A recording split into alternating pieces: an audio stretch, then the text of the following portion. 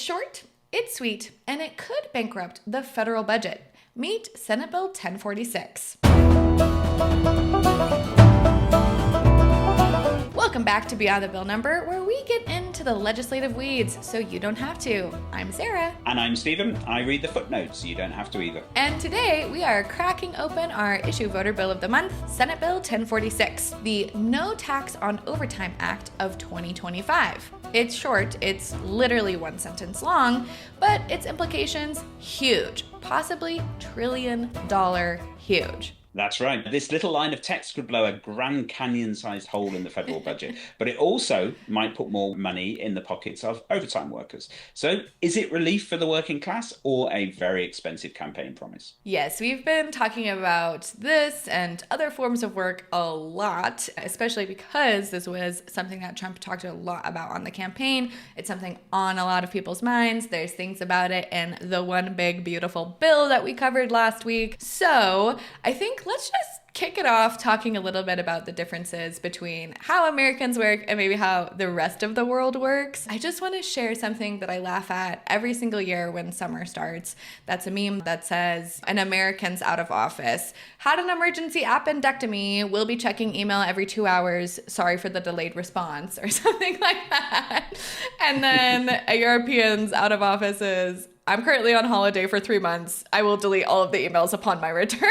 That is a sort of classic situation. So for me, the idea that somebody who's in hospital would possibly be checking emails is like an absolute obscenity. No decent boss in the world would allow that to happen. In Britain, certainly when I was working in the civil service, which is a bit of an extreme example because civil service is very much like that. But certainly if you were to say I'm in hospital and I'm still checking emails, your boss would jump all over you and absolutely say, no, under no circumstances. HR would kill me. So no, do not check your emails. You're off for the next 2 weeks. We'll cover it. We got it covered. But surely that's the right attitude, right?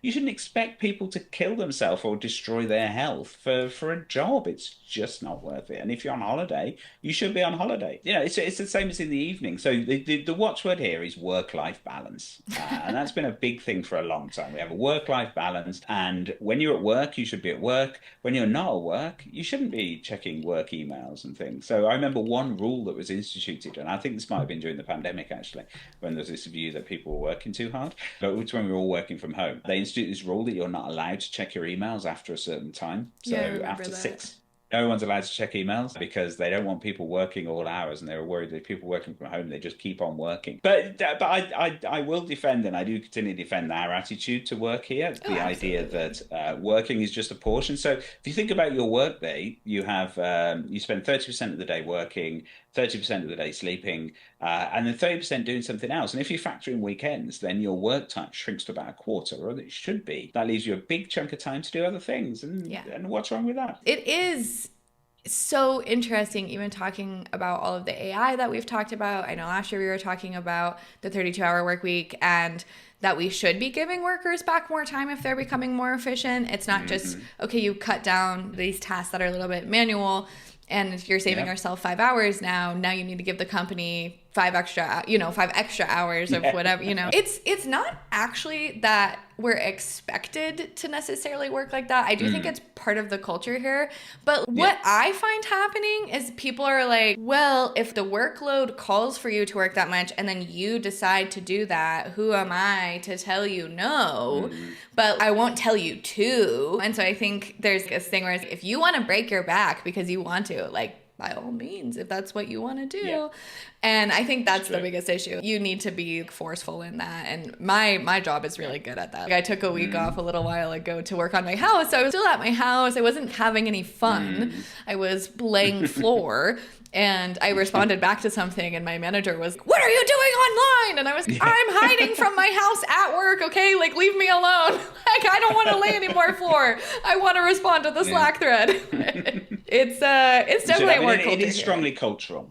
Yeah. It is. It's strongly cultural then, and it's not a bad thing because it does mean obviously that America as a country is hugely successful. It's one of the reasons why America has been so hugely successful is because everyone works so hard, and then that Hmm. Protestant work ethic that's baked into everything. As you say, that idea that if the work needs doing, then you do it, and if that means you have to work extra hours to do it, you do it, and it is sort of Hmm. expected. There's a strong sort of parallel, obviously, with Japan there, and again, Japan was really worried obviously about the number of hours the workers were working. They tried to combat that and they struggled with it Yeah. because it is just so deeply ingrained in the culture. And over here we just don't have that, quite the opposite. We're ingrained in the culture. But this has great implications for overtime that we're about to talk about. So overtime here is very carefully delineated. You have a certain number of hours, and if you work over those hours, then you will generally be expected to be paid overtime. But there's going to be some sort of process for recording that. You might Hmm. have to ask for permission to be able to do overtime because obviously a company can't just keep paying out overtime without knowing what they're paying. And generally, at a more senior level, you tend to do more unpaid overtime, don't you? It's sort of the more Hmm. senior your role, the more you're expected to be putting in hours above and beyond. Like if you work on minimum wage, I think you've got a strong argument to say, okay, if I work more than the hours I'm supposed to work, then I should get paid extra, and I should probably get Hmm. paid more than my normal work rate as well. You get Hmm. time and a half or whatever for doing it. But at a Hmm. more senior level, no, you're just expected because you're on a big salary anyway. You're Right. expected to just put those hours in. So it's like that a little bit here, but much more that people will be expected to be paid for overtime that they work. People are kind of willing to suffer for a little while if the paychecks are big enough and you feel like you're learning or pushing yourself. And Mm. I think that's a lot of the culture here too, is it's so much towards Oh like, yeah, accomplishment and achievement. And so you're like, well, if it's really and bad for 1 year, promotion. that's okay because look at everything I'm going to learn. And also Yeah. hopefully you're getting paid for that, but it's Yeah, but crazy. then the problem is you get promoted, and then in that promoted role, obviously you earn a lot more money, but you're expected to work even harder, and then you get Mm-hmm. promoted again, you're expected to work even harder. So when does it stop? Right. When do you finally achieve the level where you can work a normal work week, Right. but you're earning a huge salary? And never, probably in a lot of professions. Imagine you're a lawyer. The more senior you become as a lawyer, the harder you work, the more hours you're expected to Yeah. put in, and the more of your time you're expected to give up. Mm-hmm. And so that's why people burn out, isn't it? And eventually you just get to a point you say, yeah, I'm earning more money, but I've got less and less time to actually spend it. So what's the point? So let's start talking then about Senate Bill 1046. In classic legislative fashion, it's deceptively simple. The bill adds Section 139J to the Internal Revenue Code, which says, verbatim, gross income shall not include overtime compensation required under Section 7 of the Fair Labor Standards Act of 1938. So that just means time and a half wages for non-exempt workers would be tax-free. Okay, this lines up with President Trump's 2024 campaign promise to eliminate taxes on overtime and some of the provisions in the one big, beautiful bill that we covered last time, right? Exactly, yes. And at the time of recording this, I think the overtime provisions are still in that big beautiful bill. So we need to wait and see what the Senate come up with. But it is a flagship populist policy. It's the kind of policy you see coming up time and time again when people are looking to sort of win those populist votes. It's pitched as a way to help Americans battling inflation, high rent, and rising cost of living. Representative Russ Fulcher, who introduced the House companion bill, H.R. 405, said Americans who work overtime should keep more of their paycheck, not less. Yeah, I mean, that sounds like a really nice bumper sticker, but let's talk numbers. What's the price tag on this? Well, the Congressional Budget Office says that the current version of this bill would cost about $124 billion over 10 years. But Okay. that's a conservative Oh estimate. boy. The Tax Foundation says that it could range from 680 to $866 billion in income tax losses, or if you factor in payroll taxes and some creative accounting, up to $3.1 trillion over a decade. $3 trillion. That's right. And that's not just funny money, those are real potential revenue losses, especially once people start gaming the system. So it illustrates one of the issues with trying to actually count these things. You see that massive range in potential costs. Mm-hmm. It's because it's very, very difficult to know the implications and how it's going to change people's behavior in effect, because something like this may make make people take more overtime, may make them take less overtime? How is it going to affect the behavior of employers? Will they start saying, well, if you're not getting paid tax on your overtime, then we can not give you that pay rise next year because you're earning more? No, so there's all sorts of implications of it that don't come through until you've actually implemented it. Well, and one of the other things is a lot of the people that are kind of impacted by this might be people that have to work two jobs because the cost of living here is so high and the wages are so low. Exactly. And so that would also be interesting because when we were having super low unemployment, they were concerned because there wasn't enough people work all of the different jobs. You have to bear in mind, of course, that a lot of overtime is in America is just unofficial. So you just work more hours anyway. You don't get paid any extra for that. So you're certainly not going to save anything from this bill. But would there be an expectation that people do more overtime because you're actually getting this tax break because of it? Or would people start leaving jobs where you're not getting paid for your overtime and start trying to be in jobs where you get paid for your overtime if you're already getting that work? Wow. So that's interesting. Which would be a good thing, but obviously that would have an inflationary effect. So and you probably aren't getting benefits at jobs where you're not getting paid base salary a lot of the times, which means no health insurance here. So, anyways, let's bring us to our favorite legislative cautionary tale, Alabama. Yes, Alabama. So, as we said then, it's often difficult to measure the impact of measures like this until they've actually been implemented and you've had a little bit of time to see how they actually work in practice. So, Alabama did implement something like this in 2023. The state passed HB 217, which was a state-level overtime tax exemption. Now, at the time, they costed it at $34 million a year, which is reasonably modest. And spoiler alert, that wasn't right. No, it absolutely wasn't. In just 9 months, it cost the state $230 million. Wow. That's a 600% blowout. And the state admitted afterwards that they had no idea how much overtime was actually being paid. So they had no way of knowing how much it was going to cost. And yet other states still tried to copy them, right? Oh, yes, absolutely. So I did a bit of a search on Bill Track 50 for bills that are similar to this bill. And in 2025 alone, 43 state bills aim to exempt overtime from taxation in one way or another. So you've got Connecticut's HB 5024. This is the cleanest example. It's a straight up exemption. You've got North Carolina's H11. So this adds exemptions for tips and bonuses too. And Alabama's trying again with HB 467, which actually shows some lessons learned. It's got phased implementation, impact studies, and even special provisions for railway workers. Interesting. And yet most of these bills are still stuck in committee, right? Yes, and that's a really interesting thing. Obviously, in America, the vast majority of bills don't pass, but it is notable that as of June, none of these bills have actually made it out of committee, never mind actually become law. It's almost like the fiscal blowout in Alabama made lawmakers a bit nervous. Imagine that. Let's talk winners and losers. Who actually benefits from these types of policies? Well, so yes, it's interesting. You can cut it in a variety of different ways. So first off, only about 12% of workers regularly qualify for this FLSA overtime. So the kind of overtime that would actually count for this particular bill. Another 5% get it occasionally. So we're talking about a pretty small slice of the workforce overall. That seems like an incredibly small percentage for the numbers that we're throwing around. So they must just be working a lot of overtime. And it's not just necessarily the working class base that you would expect, right? No, exactly. So the Institute on Taxation and Economic Policy found that the bottom 60% taxpayers would get about $80 a year from this policy, so not an enormous amount. The top 20%, however, would average about $940. So again, particularly for people earning a lot of money, not a huge amount of money. Yeah, and also so much for blue collar relief. This is always pitched as it's the lowest paid workers. It's a great policy for the poorest. So it's a very sort of supposedly a sort of a Democrat friendly policy, if you like, in that it's really aimed at those people who are struggling most. But actually, when you dig into the numbers, it's more like a break for upper middle earners and folks with flexible hours. And the high earners, well, they could restructure compensation to make millions in tax-free overtime by just calling a lot of their hours that they currently work, these hours that people just do anyway. If they call these overtime and restructured, they could avoid paying tax on them. Right, like that $10 million a year CEO who suddenly decides that he's non-exempt. Bingo, because I bet that CEO works a lot of hours, and so if he suddenly starts saying, "Well, a chunk of my salary then is overtime," boom, he's not paying any tax. Yeah, that is a very intriguing aspect of this that it would make me worried.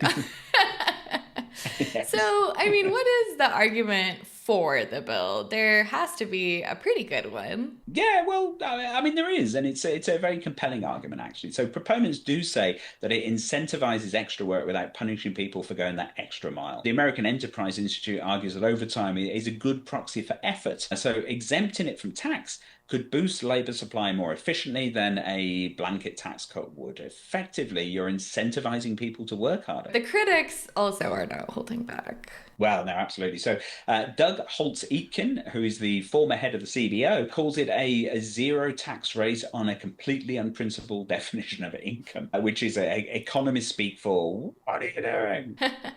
And the Economic Policy Institute is even more blunt than that. And they said that it is not a pro-worker policy, it's a giveaway to businesses. Yes, that's right. And they also point out that this contradicts the original spirit of the FLSA, which was meant to actually discourage overtime and spread employment. And that's an interesting thing to note, isn't it? So the law that says you have to pay workers extra for working overtime, it wasn't there so that people could earn more money or work harder. It was actually saying, no, what we want is people working the normal amount of hours. So therefore, if there's more work to be done, you hire more people. That way Right. you get more people employed, which is at a time Right. when unemployment was quite high. And that's something that I was thinking about earlier is the whole entire point of overtime kind of being a penalty for a business of getting time and a half to be doing those extra works. It's because you're not supposed to be doing that and we don't want people doing Yeah. that.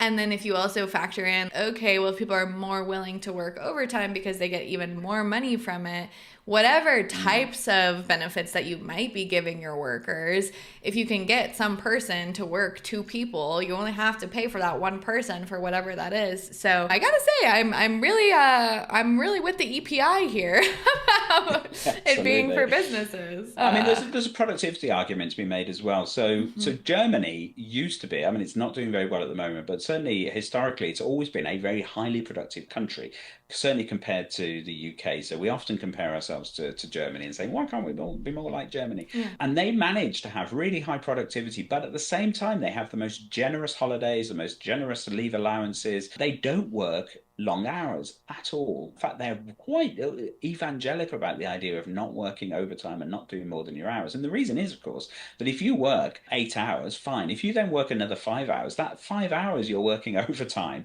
you're not getting the same productivity because you're Right. too tired, you're Right. burnt out. So a lot of that effort is wasted. Everyone's had experience of this where you try and tackle a problem when you're tired and you can't do it. You come back to it the next morning and boom, the answer's right there because Right. your brain is fresh. And so in a lot of ways, you're better off employing a second person who's going to be working normal hours rather than forcing your actual employees to work this overtime. You're not going to get as much from them. It's interesting because those types of arguments are that's something that they talk about a lot here with even the 4-day work week. You're giving people Yeah. more time to rest and recuperate. Those 8 hours are super useful hours, or even if you make them Yep. 10 hours, it just gets better of the quality that people can provide. But also, I think that so much of what happens in the US when we talk about things like this is the culture and also the way that the country is set up gets Yeah. in the way. So, for example, also with COVID being over, a lot of the businesses here are returning to mandated in-person work because they think that you're more productive there